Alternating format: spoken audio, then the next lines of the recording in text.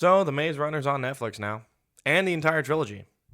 Does anybody else remember when that was like the book back in the day?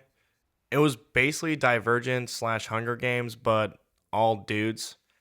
I remember liking it as a kid when it first came out, but that's all I remember from it. Liking it and the fact that it was guys who were trying to escape a maze that were in like a dystopian society. Over the years, people say it did not age well at all, but it is a dystopian based trilogy.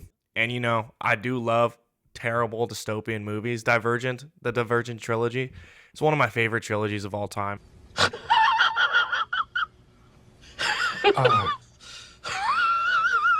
So I thought if it's anything like that, it's worth the watch. So yesterday, I sat down and committed 2 hours of my life to the first Maze Runner and to see if it is worth the watch and entertaining, or if it's just bad for science and for you guys. So let's get into this movie. So the movie opens up with us meeting the main character, Thomas, who gets shot up an elevator and into what is called the glade with no memory or recollection of anything, not even his name. And we meet our other main characters in the story.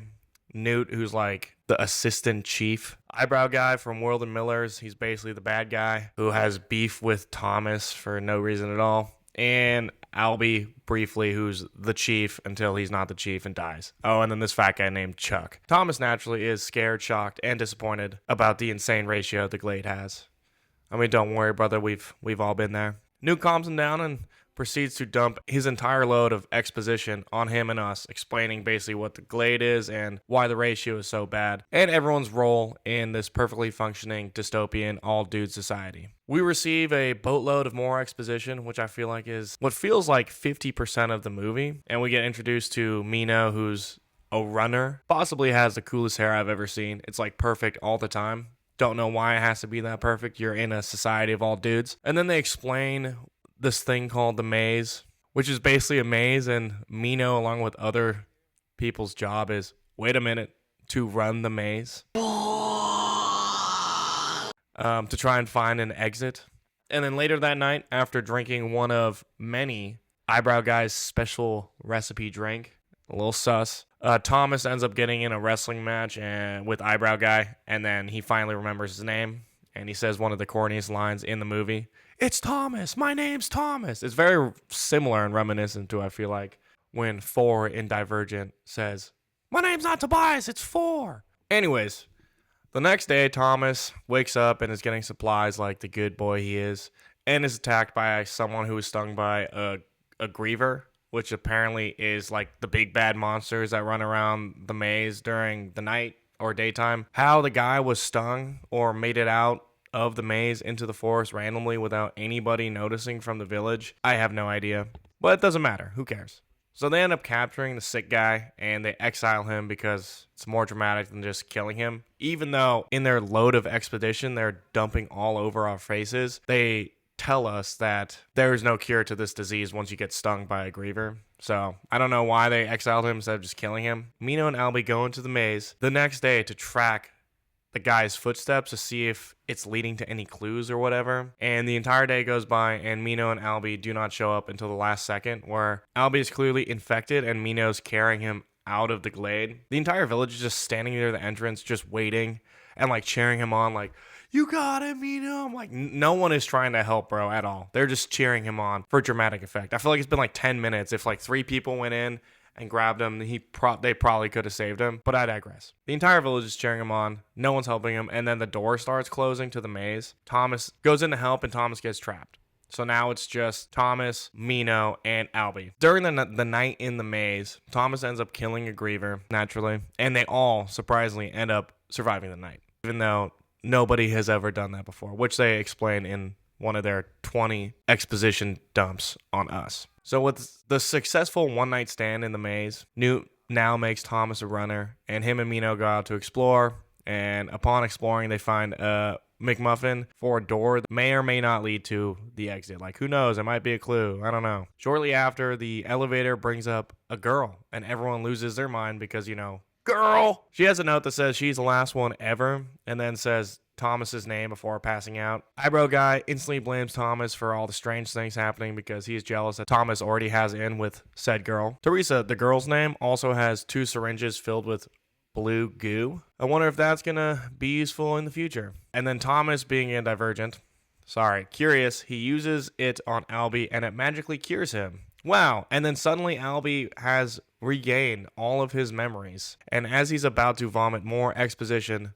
to us and Thomas, Grievers randomly attack the village and kill him. And then the Grievers leave, but not before Chuck chops off a stinger of the Griever. And then once the Grievers leave, Thomas decides that he suddenly wants to trip a ton of sack, and he stings himself with Griever poison, and then gets cured and regains his entire memory and tells everyone that he and Teresa were actually a part of the bad guys overseeing this entire experiment. Newt is like, nah bro, that's in the past, let's get out of here. So half the village leaves with Thomas and the other half stays with Eyebrows guy, in which we can only assume they all die. Thomas and the crew barely make it to the exit with the McMuffin. I mean, they kill a couple people who had no screen time, shockingly, and barely escape as the Grievers are closing in around them. They enter the exit, and it's a lab, and a screen pops up with a girl who unloads more exposition, shockingly, on the main characters. And basically, the most important thing is, in a surprising turn of events that absolutely nobody could have expected, the world is plagued, and the boys in the glade were an experiment to find a cure to the plague. It's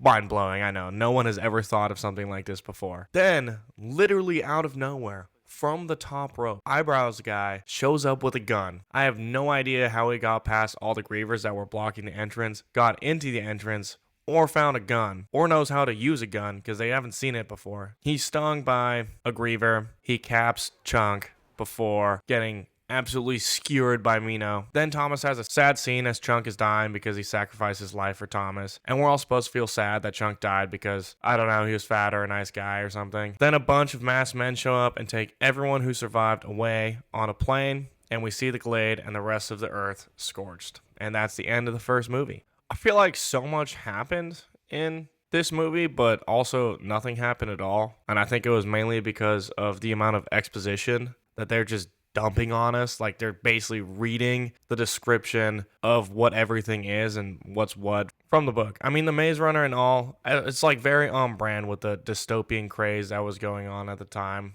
I mean, the plot is pretty bare bone, and they explain basically everything, and they explain it over and over and over again. And it's like very predictable with some very pretty average acting performances from basically everyone except for Eyebrows, who is good. You know, Will Poulter is a good actor. I mean, these kids are trapped in the maze, right? And they have like a bunch of tools and stuff, and it's just concrete walls. And for some reason, no one thinks to make a ladder to climb on top of the wall to see like what's going on. And then like at the end of the movie, we see in the helicopter as the kids are getting carried away, the glade, and then the rest of the scorched earth. So you're telling me the rest of the area around the glade is literally a barren desert with sand dunes, but inside the glade it's like a luscious forest biome that looks like it's from like in Washington or something. Come on now. And then Eyebrows guy having beef with Thomas for the entire movie doesn't really make sense to me either. I get it, the only girl you've ever seen is into Thomas, but also he's the only one who's making shit happen in the glade. Like, everything is changing when Thomas got here, but like, do you want to escape or you just want to chill with your bros the entire time? Hanging with the boys! Hanging with the boys! Don't take it personal, buddy. I don't know why you have to have beef with Thomas all the time, even though he's the only one making things happen. The best scene is probably when Thomas is being punished for being a divergent, and since he's different from others, he's curious. So they put him in a wooden cage, essentially, and Chunk, like the fat side character, comes up to talk to him, and they're chatting. The movie is really trying to form some sort of relationship with Thomas and Chunk to make the audience feel some sort of like connection and feel bad when Chunk gets the gyat. But they're talking, and Chunk shows him a wooden carving he made, and he said, I don't know what my parents look like, but I made this for them for whenever I meet them and once I get out of here. And then literally 5 seconds later, he's like, here, Thomas, you can have it, after saying he made it for his parents. And then follows it up with, you have a better chance of making it out. Give it to them when you make it out. My boy, Thomas has no idea what your parents look like. You don't even know what your parents look like because you don't have your memory. At least if you make it out, maybe they'll remember you because you're a fat guy. Maybe they'll remember you. What's Thomas gonna do? Walk around outside and just ask every couple if they had a kid named Chuck? And then Thomas is like, nah, you tell them yourself, and hands it right back at him. And Chuck is like, yeah, I will. Another runner up was when Albie is stung and Mino's pulling him to try to get out of the maze. And then as soon as the door closes and it's Mino who's holding Albie and Thomas, Mino just drops him and tries to run away without him and says, he's stung, there's no way he survives. There's a 100% mortality rate if you're stung. But if you believe that, why were you carrying him back with you in the first place if you thought bro was already dead? The door is closing. You were going to leave him anyways, even if you got out. Why didn't you just leave him and go? Would I recommend this movie? And more importantly, was it entertaining to watch? It's pretty common knowledge that this movie is mid, but is it a good mid, or I just wasted 2 hours of my life watching this movie? I feel like that's tricky because on one hand, I am going to watch the second and third ones, but on the other hand, I don't know if I'll ever watch this one ever again.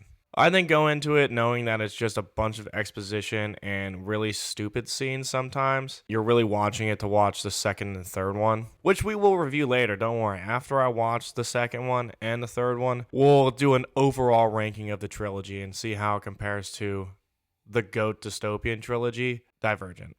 But anyways, thank you guys for watching. Let me know what you think of the movie in the comments below, and make sure to like and subscribe if you feel so inclined.